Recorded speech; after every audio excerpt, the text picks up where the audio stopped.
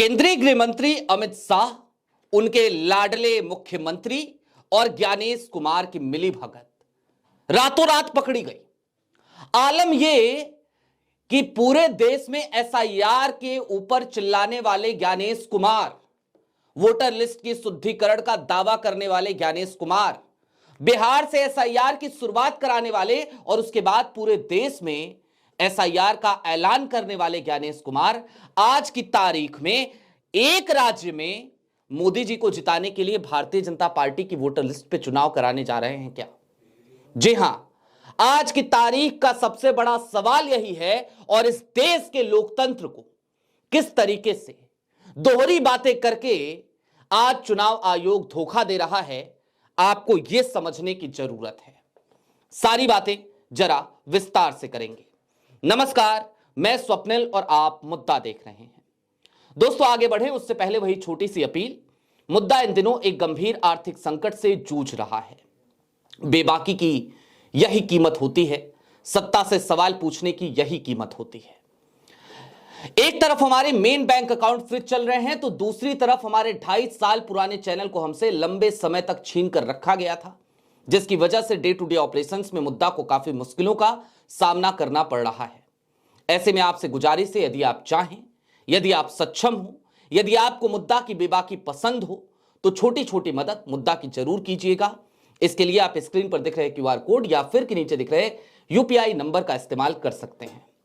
अब सीधे उस खबर की तरफ बढ़ते हैं जो आज की तारीख में hot topic of the town हो जानी चाहिए थी, जिसको लेकर इस देश की मीडिया को कई सवाल उठा देने चाहिए थे। आपके स्क्रीन पर अंबानी साहब के चैनल की एक खबर है, जरा देखिए। बिहार की तरह असम में क्यों नहीं होगा एसआईआर, सवाल पूछा गया।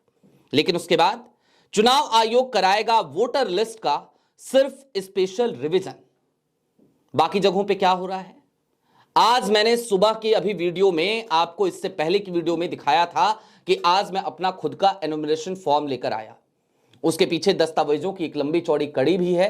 वो तमाम चीजें मुझे जमा करनी है, तब जाकर के मेरा मतदाता का अधिकार बतौर मतदाता इस देश में बचेगा, वरना मेरा नाम मतदाता सूची से हटा दिया जाएगा, काट दिया जाएगा। और उसके लिए भी वो फॉर्म लेने मुझे खुद जाना पड़ा। जाहिर सी बात है, मैं बीएलओज की मजबूरी समझता हूं और आज बीएलओज की उस दर्द को मैंने आपके साथ साझा भी किया था। लेकिन असम में स्पेशल रिवीजन होगा, स्पेशल इंटेंसिव रिवीजन नहीं होगा। अब आप कहेंगे ये स्पेशल रिवीजन क्या है और एसआर में और एसआईआर में अंतर क्या है? जरा इस बात को आसानी से थोड़ा समझिए। ये कुछ नहीं है, ये घालमेल है, ये कुछ नहीं है, ये दोगलापन है, ये कुछ नहीं है, ये दो चेहरे हैं, दोहरा चरित्र है। आमतौर पर जब भी कहीं चुनाव होते थे तो चुनाव आयोग एक एसआर करता था, उसको समरी रिवीजन कहा जाता था, समरी रिवीजन।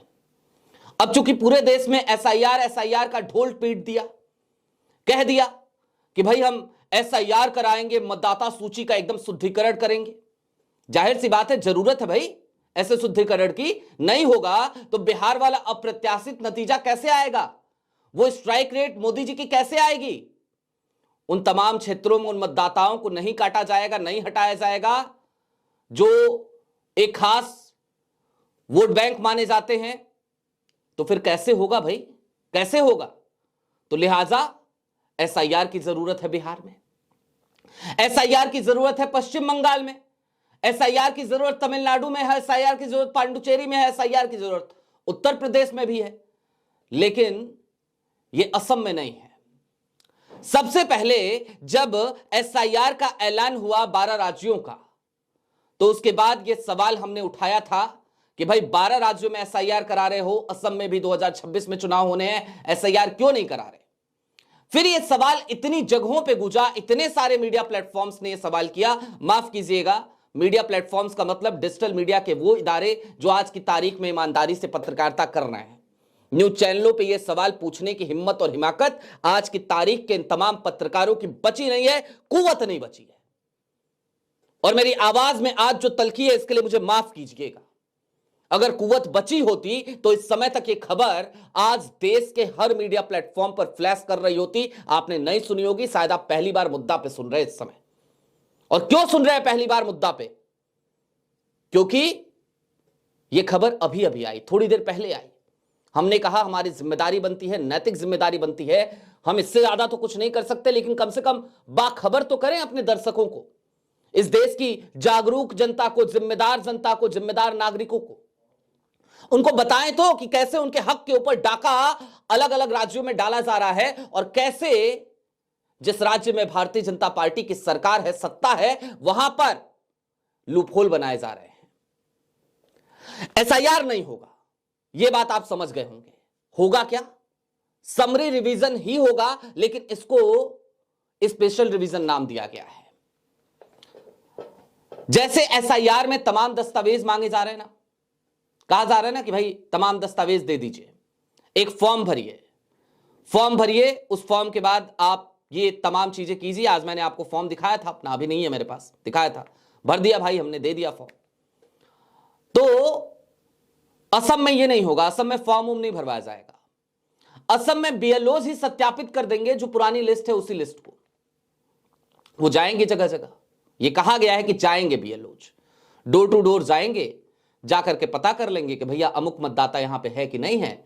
अगर है तो बस हो गया, उसी लिस्ट के हिसाब से कोई फॉर्म भरने की जरूरत किसी को नहीं है, बस स्पेशल रिवीजन हो गया, आप मतदाता बने रहेंगे। यही समरी रिवीजन होता था, यही स्पेशल रिवीजन है। एसआईआर जो एक कठिन प्रक्रिया है, जिसकी वजह से इस देश के अंतिम पंक्ति में खड़े कई लोगों का नाम बिहार में मतदाता सूची से हट गया, कई लोगों का नाम उत्तर प्रदेश में हट जाएगा, कई लोगों का नाम पश्चिम बंगाल में हट जाएगा।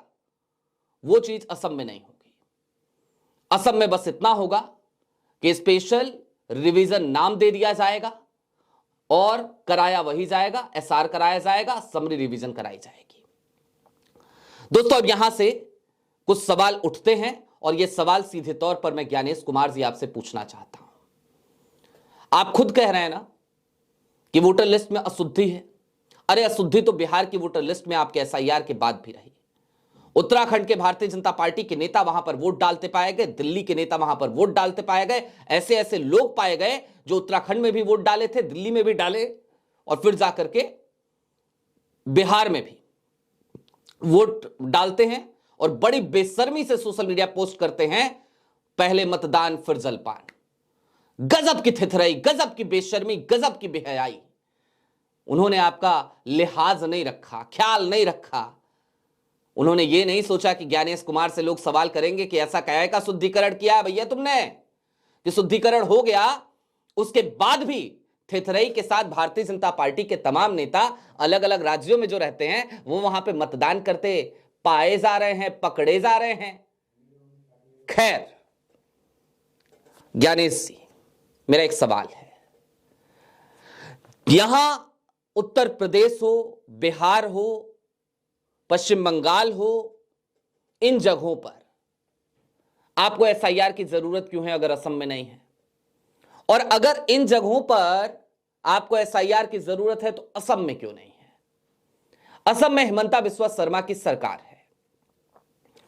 क्या हिमंता बिस्वा शर्मा की सरकार के मातहत काम करने वाले लोगों ने जो मतदाता सूची बनवाई होगी, जुड़वाई होगी, घटवाई होगी, आप उसी पे मतदान करवाना चाहते हैं क्या? क्योंकि आप कर यही रहे हैं, डायरेक्टली इनडायरेक्टली नहीं, डायरेक्टली यही कर रहे हैं। यहां कुछ भी परोक्ष नहीं है, प्रत्यक्ष रूप से आप यही कर रहे हैं। तो मेरा एक सवाल है कि क्या मोदी जी को जिताने के लिए भारतीय जनता पार्टी की वोटर लिस्ट पे आप चुनाव करा देंगे? आपने उस वोटर लिस्ट को मंजूरी दे दी क्या? भाई वहां पे उनकी सरकार है, सिस्टम उनका है, क्यों ना कहें हम ये बात। और रही बात उत्तर प्रदेश की, तो उत्तर प्रदेश में तो अभी हमने देखा 2024 के लोकसभा चुनाव में क्या हुआ, देखा ना। तो यहां पे तो एसआईआर की जरूरत है, भले ही योगी जी मुख्यमंत्री हो, भले ही भाजपा की सरकार हो, लेकिन यहां पे 2024 लोकसभा में खेला हो चुका है तो जरूरत है। पश्चिम बंगाल में ममता बनर्जी की सरकार है तो वहां जरूरत है, लेकिन असम में भाजपा की सरकार है और कोई खेला नहीं हुआ है, तो सब मंगल है, सब बढ़िया है, थाली बजाओ, पीटो, एकदम जश्न मनाओ। ये दोहरा रवैया, दोहरा चरित्र क्यों ज्ञानेश जी? ये सवाल आपसे आज मैं पूछ रहा हूं और याद रखिए, सनद रखिए, मुझे पता है आज इसका जवाब आप नहीं देंगे, लेकिन इस देश के लोकतंत्र के काले अध्यायों का जब जब जिक्र आएगा, यह सवाल घूम फिर कर आपसे पूछा जाएगा। आप तब इस दुनिया में रहें या ना रहें, आपका नाम इसी तरीके से लिया जाएगा कि इस देश में एक ऐसा भी मुख्य चुनाव आयुक्त आया था जिसने अपनी नौकरी के दिनों की उस वफादारी को निभाने के लिए इस देश के संविधान, इस देश के लोकतंत्र की धज्जियां उड़ाकर रखती थी। जिक्र आएगा इस बात का कि अपनी वफादारी निभाने के लिए आपने उन महोदय के लाडले मुख्यमंत्री के लिए कुछ नायाब कारनामे को अंजाम दे दिया था। यूं तो मैं सुबह आपसे अपील कर रहा था कि एसआईआर की टाइमलाइन को देख लीजिए, अपने मातहत काम करने वाले बीएलओज की परेशानियों को समझ लीजिए, लेकिन आज आपसे दूसरी अपील एक और फिर करनी पड़ रही है। जब यह खबर आ गई सामने कि जनाब इस तरीके से लोकतंत्र को धोखा मत दीजिए, और देना है तो दीजिए, तो फिर दोहरी बातें मत कीजिए। खैर, लोकतंत्र में इस तरीके की थेथरई और बेशर्मी की कोई जगह तो नहीं होनी चाहिए, लेकिन फिर भी आज की तारीख की कड़वी सच्चाई, कड़वी हकीकत यही है कि इस देश में लोकतंत्र के नाम पर सीधे तौर पर मजाक करने की कवायद शुरू हो चुकी है। हमें उम्मीद है, हम तो सतत विपक्ष हैं, बाखबर कर सकते हैं, सवाल उठा सकते हैं, सवाल पूछ सकते हैं, उसका जवाब मिले या ना मिले, लेकिन इस देश के विपक्ष को आज की तारीख में मुस्तैद होना पड़ेगा इस देश के मतदाताओं की रक्षा के लिए, उनके अधिकारों की रक्षा के लिए। और अगर वो ऐसा नहीं कर सकते या ना कर पाए तो यकीन मानिए, इस देश में लोकतंत्र का जितना बड़ा माखौल ये पूरा सिस्टम उड़ा रहा है ना, इस पर रोक लगाना किसी के बूते की बात नहीं रह जाएगी। बहरहाल अभी के लिए दीजिए इजाजत। ऐसे ही तमाम अपडेट्स, तमाम डेवलपमेंट्स के लिए जुड़े रहिए मुद्दा के साथ। चलते चलते फिर वही अपील, चैनल पे नए हो तो सब्सक्राइब करते हुए जाइएगा, सक्षम हो तो छोटी छोटी मदद मुद्दा के मुश्किल हालातों में जरूर कीजिएगा। बहुत शुक्रिया।